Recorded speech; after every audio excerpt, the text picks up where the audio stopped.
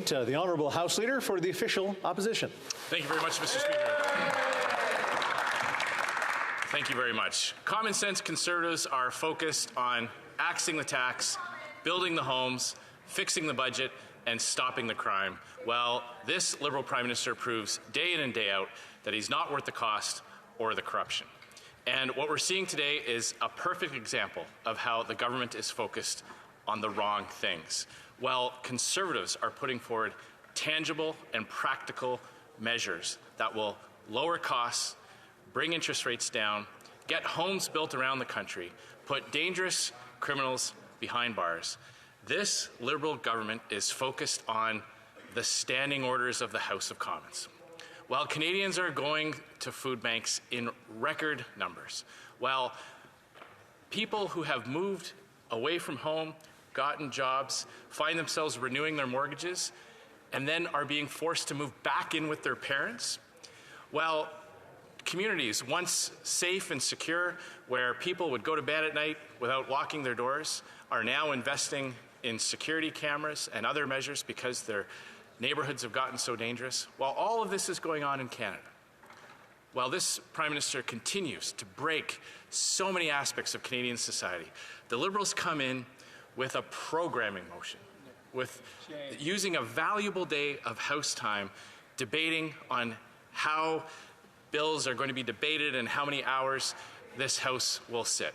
While Conservatives will continue to raise the important issues that Canadians are facing, while Liberals want to debate and delay and have a day or two long debate arguing about how the process should be handled in the House of Commons. We're not going to let them off the hook, Mr. Speaker. Let's go through these points one by one. The government is saying that they have to do this to get their agenda through. We, in the official opposition, would happily help advance an agenda that actually accomplished these priority items. If they were to bring in a bill to cancel the carbon tax, or at least cancel the increase that they have scheduled for April 1st, we would support that. If they brought in tangible measures that would actually get homes built, we would support that. We found out just a couple of weeks ago, Mr. Speaker, that the housing minister, the current housing minister, who launched a brutal and devastating personal attack on the previous immigration minister. By the way, those are the same people. The former immigration minister is now the current housing minister. The current housing minister attacked the former immigration minister himself, blaming himself for so mismanaging the immigration system in this country that it's caused terrible consequences on the housing side of things, as this country now, after 8 years of this Prime Minister, builds fewer homes than new Canadians are added every year. He actually admitted that all their billions of dollars and their fancy photo ops and their repackaged announcement don't actually build specific homes. He admitted that at committee. We asked him how many homes his vaunted and much celebrated in Liberal circles Housing Accelerator Fund. Boy, that sounds active, doesn't it? That's one of those buzzwords. I wonder how many consultants they had to hire to come up with a name like that the Housing Accelerator Fund. We wanted to know, okay, well, that sounds exciting. It sounds like that's going to really pick up the pace of home building in this country. So, simple question, how many homes is this Housing Accelerator actually built? And he said, it doesn't actually build any homes. Well, you'll pardon the official opposition, Mr. Speaker, if we come to this place to defend taxpayers' dollars, if we oppose billions of dollars of spending that doesn't actually build new homes.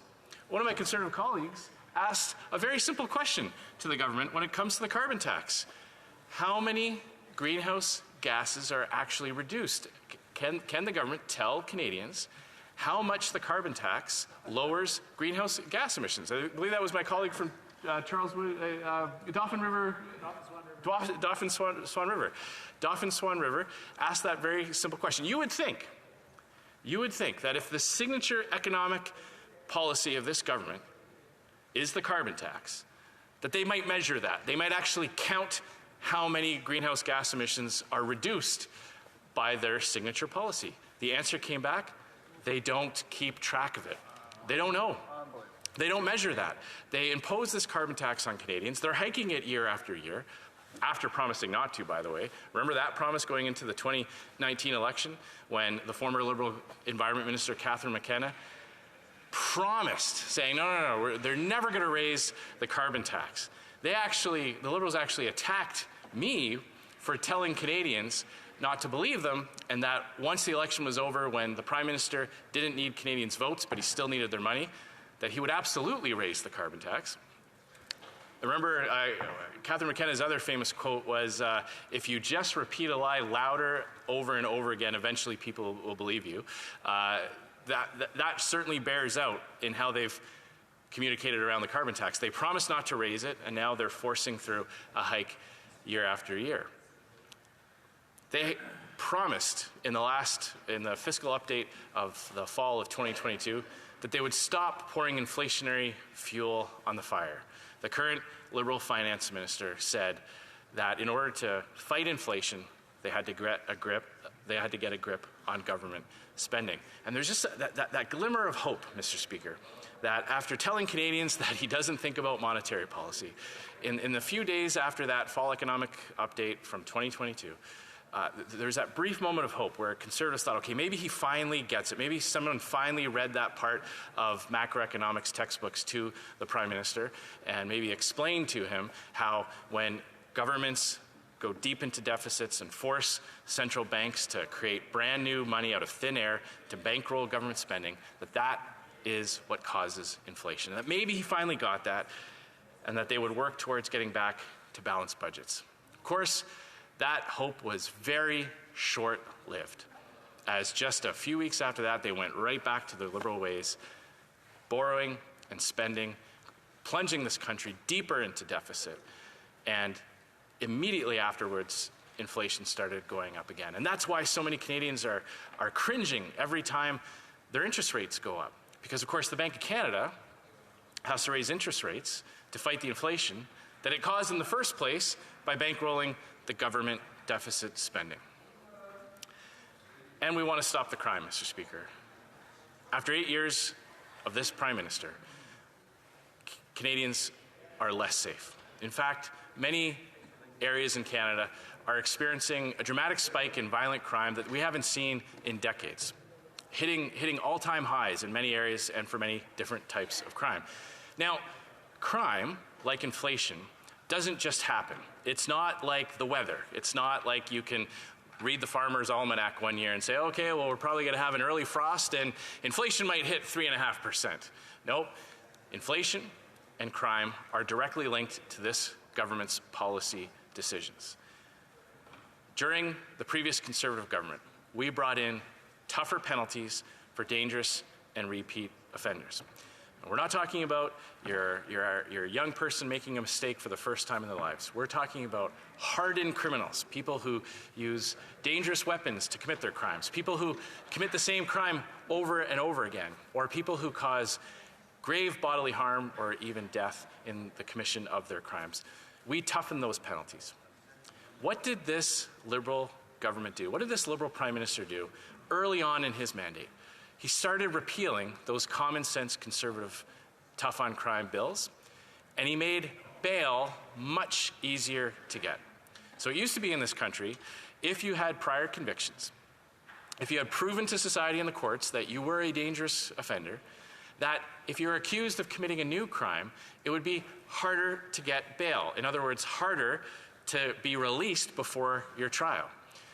This Prime Minister, his ideological obsession with putting the rights of criminals ahead of the rights of law-abiding Canadians, decided to make bail easier to get. He actually mandated judges to err on the side of granting bail, even for those dangerous and repeat offenders. And again, we're not talking about a young offender picked up for the first time for shoplifting, or someone who's lost their temper for the first time and maybe lashed out at someone in a restaurant or in a park. We're talking about people who commit the same crime over and over and over again. And this government decided to put them back on the streets as early as possible.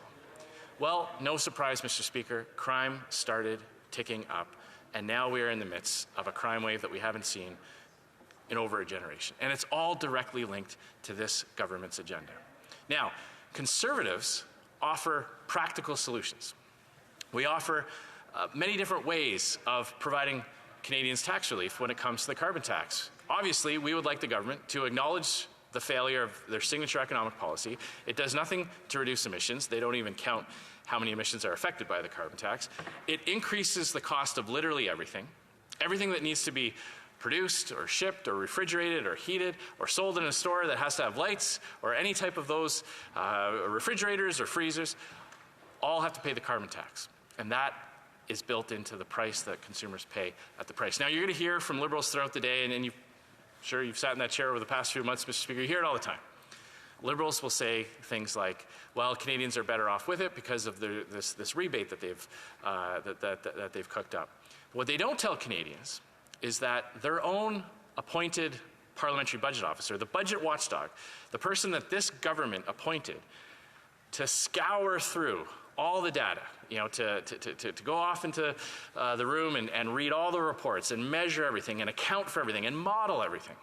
The parliamentary budget officer, the nonpartisan, independent parliamentary budget officer, has concluded that the vast majority of Canadians pay far more in the carbon tax than they hope to get back in any rebate. The reason for that is because when they designed it, they deliberately excluded the knock-on effects of the carbon tax. So the only thing the rebate even contemplates when it's being calculated is the actual line item that you might see on your bill when you fuel up or when you pay your utility. But what you don't see, and what the calculation does not take into account, is all the price increases that go from farm to plate, from forest to Home Depot, all the aspects of the supply chain where costs are added on. The carbon tax applies every single step of the way and increases that price. So we offered a common sense plan to scrap the tax. They rejected that. So then we proposed, well, at the very least, stop hiking it. In the middle of a cost of living crisis, stop raising the carbon tax. When you're in a hole, you stop digging.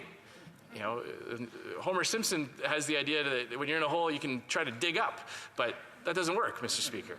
And it certainly doesn't work to keep digging, to add on those costs. They are hiking the carbon tax. It's due to go up again on April 1st by 23%. The media reports say that the rebate is only going to go up 17%. So even the fact that the rebate doesn't cover all the costs, not only that, but as they hike the carbon tax, the rebate doesn't keep up with it. So Canadians are falling further and further behind. We proposed, at the very least, stop hiking it. They rejected that. So then we said, okay, well, as grocery prices are going up, as that heartbreaking scene that so many of us see when we go to the grocery stores in our communities, you see well-dressed men and women, often with children, going through the grocery aisle, and they pick up a package of beef, and they stare at it for sometimes a full minute, maybe even a minute and a half. Maybe they pick up something else to compare it. And then they put both of them back because they can't afford it, because grocery prices have gone up so quickly, so dramatically because of the inflation and the carbon tax. And what's their answer? To keep hiking it. We proposed, let's at least take the carbon tax off of groceries and farmers. Let's remove the carbon tax off of farm production so that we don't tax the farmer who grows the food. We don't tax the the trucker who trucks the food, or the retailer who sells the food. They rejected that too. They don't want the carbon tax to be lifted off our agricultural producers. That's a tangible, practical way that we could bring costs down. They rejected that. We've proposed a common sense approach to tackle car thefts. Our leader announced a signature policy to deal with this scourge that is now plaguing Canadians from coast to coast. It's becoming one of Canada's fastest growing exports, stolen cars. After this Liberal government weakened penalties and made it easier to get bail. They also diverted much needed resources from frontline border service agents who have the responsibility to inspect and track things leaving the country. And they spent it on the Arrive scam, an app that should have cost $80,000, ballooned to over $60 million because of phony invoices and work that was never done and all kinds of corruption that we're uncovering. They paid billions to consultants instead of investing in the frontline resources that would actually bring that crime down. We offered to fast track that bill too. We could have easily gotten those types of things passed. But instead what the government is doing is doubling down on their failed agenda and using the coalition that they have with the NDP to ram their more of the same agenda, the very same policies, the very same ideology that caused the cost of living crisis. It's caused the inflation. It's caused the massive interest rate hikes. That's caused the crime wave that's plaguing our cities. And that has caused the housing shortage that has driven the dream of home ownership out of the reach of so many Canadians. They want to double and triple and quadruple down on that and ram their agenda through. So while Canadians are going through this cost of living crisis, as they have to pay more and more because of this Liberal Prime Minister, he's decided to put everything on pause and use this valuable House time to effectively make changes to the standing orders. Like, if you went door knocking in your constituency, how many, if you hit 100 doors this evening, how many Canadians do you think would say, I'm really concerned about how the House of Commons manages its time. Please go back to Ottawa and sort that out. They are wasting the valuable time of this House and of members of Parliament because they can't admit their failures. They can't put their ego aside. This Liberal Prime Minister cannot put his ego aside and admit that he's the reason that so many Canadians are suffering right now. They also have a coalition partner in the NDP. It used to be that the NDP and Conservatives could agree on a few things. We disagreed on many policy. I live in Saskatchewan. We know what NDP economic policies can do to a province over time, Mr. Speaker.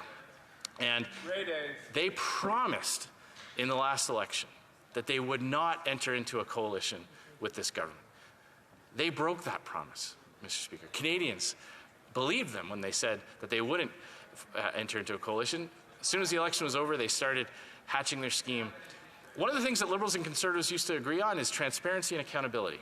And what the NDP have done is they have decided to protect the Prime Minister personally against political embarrassment and help him cover up his corruption.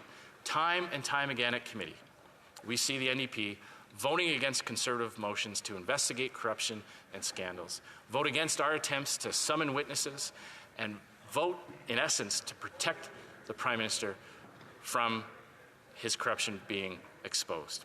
Their policy agenda is not working. That's why Conservatives are holding them to account.